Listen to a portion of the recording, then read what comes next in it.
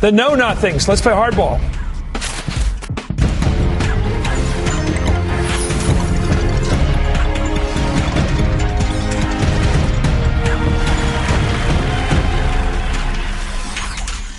Good evening. I'm Chris Matthews in Washington. Let me start with the boneheaded poll numbers just in. I'm not talking about the arithmetic. I'm talking about what it says about some voters out there, especially on the right. Catch this. A third of conservative Republicans are convinced the president is a Muslim. A third.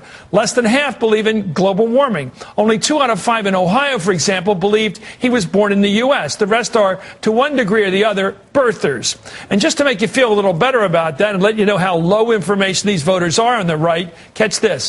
2/3 of Republicans say that there were weapons of mass destruction in Iraq when our troops got there in 2003. Do they have amnesia? Have they been buried in their basements the last 9 years? What explains this many people being so out to lunch that they don't even remember how W, remember him, he was president, blew his whole reason for sending our troops in there in the first place? And how can people be so helpless? Anyway, this may explain why Romney's in trouble, because people out there think his party and the way it's thinking these days is out of it. Joining me right now is Howard Fineman, the Huffington Post, and Joe Klein of Time. First, let's take 2 polls that tells you the problems the Republicans in right now. The 2 key states, Ohio and Florida. Let's check the hardball scoreboard. According to the Washington Post, President Obama has a 4-point lead over Mitt Romney in Florida. That's 4 points down there in a very tough state, 51-47 for Obama. In Ohio, the president leads a more comfortable 8 points, 52-44. That is dramatic. We have joining us, well, let's take a look at that for a minute. Savor it. Of course, Howard Fineman, thank you for joining us, and Joe Klein of Time Magazine. Gentlemen, thank you. It strikes me that the numbers I put out tonight, and I'm going to get all through them, show a party obliterated to reality. They don't seem to watch the news. They don't seem to know, for example, the huge fight that went on when we realized there was no weapons of mass destruction in Iraq. That was the whole reality we lived in. The disillusionment on the right, the confusion in the middle, the anger on the left. They didn't even experience that period of time. Well, Chris, to put it charitably, I think the Republican Party today is the nostalgia party. That was my sense of it, having kind of marinated in their worldview down in Tampa at the Republican convention. They think of a simpler world, a world where the verities that they believe in still apply in simple terms. The fact is, it's a complex world. If you just run against government, if the whole thing is, I don't want government, I don't believe in government, then you aren't going to participate in the reality of economic life, for one, in America today. They're the nostalgia party. They would like to believe that the military was correct, that Dick Cheney was correct about weapons of mass destruction. They would prefer to believe in that. But what evidence do they have that we were right about Iraq and WMD? They don't. What I'm saying is that they want to will themselves into believing authority figures who used to be respected around the country and who no longer are. Joe Klein of Time, thank you for joining us tonight about this central question. Sometimes we can simply disagree looking at the same picture. We can say, well, that's not true, that is true. But when you look at something so demonstrably true, we didn't find weapons of mass destruction when we got to Iraq, which confounded people who supported the war. And fair enough, they got it wrong. People in the middle say, well, I don't know if these guys don't know what they're talking about. And people on the left says, we never thought that was the reason for the war in the first place. But to not know it, what do you make of these numbers? Let's take a look. Democrats in this new poll, 63% say there was no weapons of mass destruction there. 15% say there were. Okay, 1 out of 6 Democrats think there might have been. Republicans, however, 63% of Republicans say yes, there were weapons of mass destruction, almost 2/3. How do we account for that misstatement of fact? Well, I think this is a tribute to the persuasive powers of Rush Limbaugh and Fox News and the Drudge Report and the rest of that echo chamber. You don't hear Rush talking about weapons of mass destruction anymore. And I saw this pie chart on Andrew Sullivan's blog today. Something like 93% of the mentions of global warming on Fox News knock it down as a real phenomenon. And so when you have people living in this hermetically sealed world that does not resemble reality, they wind up believing some very weird things. Well, when the Queen Mary starts making regular trips across the polar ice cap because there's no more polar ice cap, do you think they might notice? Has anybody seen the pictures from Greenland the other day? There's no snow. Yes, I agree with Joe. I agree that, number one, the Republicans are the nostalgia party. They're the simplicity party. They're the Are they Luddites? Are they anti-science? I think if they're convinced, as many of them are, that science is being used as a conspiracy to take away their freedom and take away their independence. I saw that movie, by the way. It's called Planet of the Apes. Yeah, and then that's and what it wasn't a comedy. If, as I'm sure Joe and I listen to, we watch Fox, we listen to it because you got to cover the whole spectrum here as a reporter. That's the message that you get.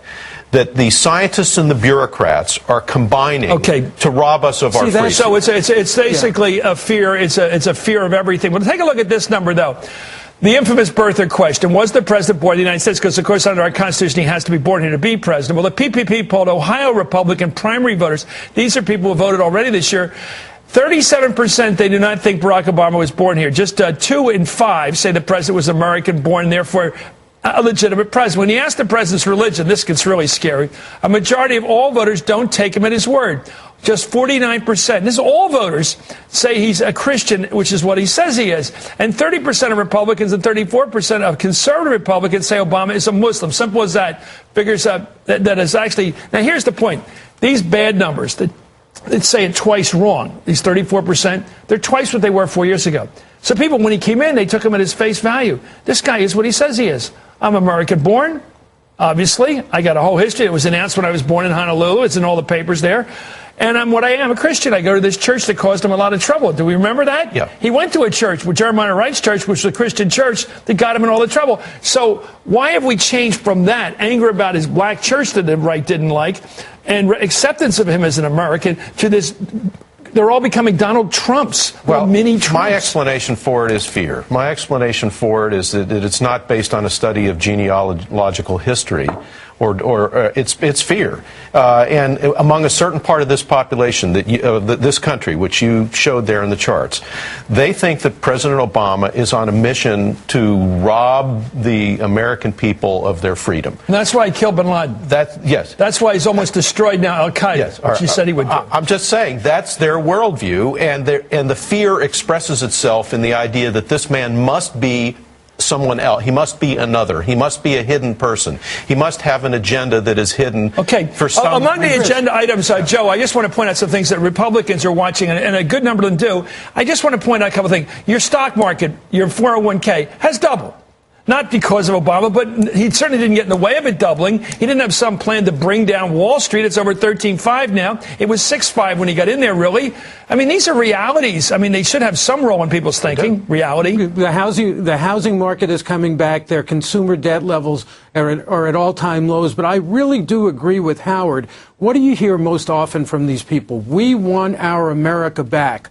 Well, the America that they're living in now is increasingly minority, and it's all these different kind of people. You know, the mini-marts are, you know, the cliche is that every mini-mart is run by a South Asian. There are all these Latinos around, and they look at their... They're pretty good mini-markets, actually. I would say that the new arrivals in our country are very good at working 24/7 and stocking their store with great, fresh produce that's very healthy for people in many cases. The South Asians and the Koreans, the East Asians, have been model American immigrants. They're terrific.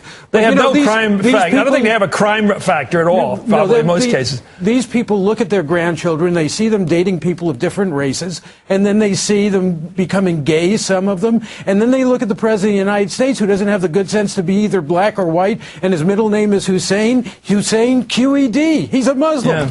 I like the way you phrased it, becoming gay. I'm not sure about that. The choice for the issue. I mean, I came up with Trent Lott, I think. No, you're right.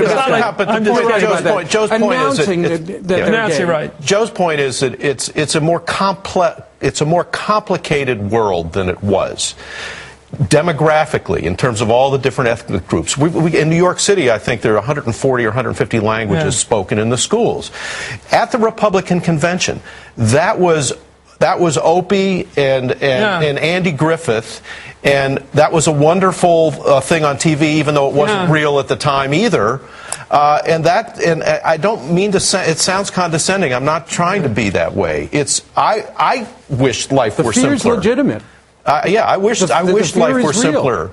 We love the 50s, I did but too. we're not living in the 50s. But a lot of people had no reason to love the 50s because Exactly. they didn't get the civil rights bills through in the 60s, and you couldn't even go to a toilet driving up 90. Well, there wasn't a 95. You couldn't do it on Route 40. Let me bring this up. It seems like Joe Biden is a familiar figure 60 years ago. Barack Obama, of course, has an exotic name, an African name, but he's not an unusual fellow. He seems like a guy you'd play golf or hang out with. These aren't strange personalities. Leon Panetta is the most common regular defense secretary, somebody you would have met 100 years ago. Are the Democratic Party that new age that they scare people? I just don't see that myself. Maybe I'm part of that reality. I don't see them as strange at all. Chris, it goes back to the propaganda factor. It's not just that Rush and Fox and those guys say something. It's that we say the other thing. If we say that Barack Obama isn't a Muslim, that must not be true because we're the liberal media, we're the mainstream media, and nothing we can say we say can be trusted. I've called it anti-posture for years. It's just saying no to everything. Thank you, guys. I think you nailed it. It's psychological. Anyway, Howard Fineman and Joe Klein, thank you.